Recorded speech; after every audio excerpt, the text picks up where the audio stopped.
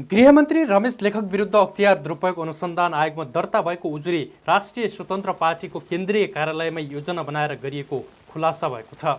वैदेशिक रोजगारीमा ठगिएका भनिएका युवाहरूले नै यो खुलासा गरेपछि राजनीतिक हलचल तीव्र बनेको छ।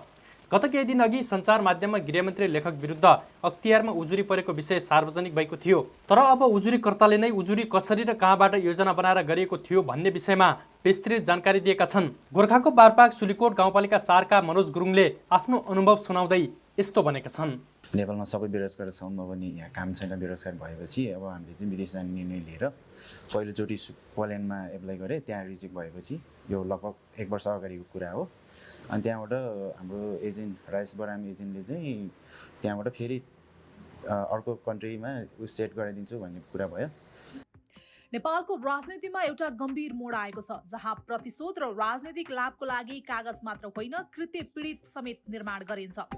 गृहमन्त्री रमेश लेखक विरुद्ध अख्तियार दुरुपयोग अनुसन्धान आयोगमा दर्ता गर्न खोजिएको उजुरी पछाडि अब राजनीतिक षड्यन्त्र र छाया चालबाजीको खेल रहेको प्रमाणसहित खुलासा भएको छ। के समस्या हो भनेर हामीलाई सोध्नुभयो उहाँहरूले। समस्या हामीले भने उहाँले लेख्नुभयो, तर मिडियामा आएको कुरा हेर्दा चाहिँ त्यहाँ अब गृहमन्त्रीको पनि जोडेको रहेछ। त्यो चाहिँ हामीले चाहिँ त्यो भनेको त होइन, हाम्रो चाहिँ समस्या मात्रै भनेको हो हामीले चाहिँ। अब पछि मिडियामा हेर्दा अब गृहमन्त्री पनि त्यहाँ नाम जोडेको रहेछ।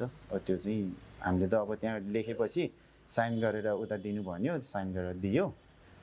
त्यसपछि अरू कुरो चाहिँ हामीलाई चाहिँ उस भएन। षड्यन्त्रको केन्द्र राष्ट्रिय स्वतन्त्र पार्टी कार्यालय।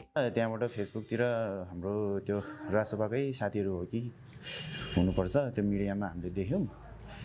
रासोपाको कार्यालय आउनु त्यस्तै भन्ने, त्यो सहयोग गर्छ, रासोपाले सहयोग गर्छ भन्ने मिडियामा हामीले देखेपछि त्यो रासोपा कार्यालय गयो। हामी गएपछि त्यहाँ भेटियो रासोपा कार्यकर्ताहरू त्यहाँ रहेछ सबैजना।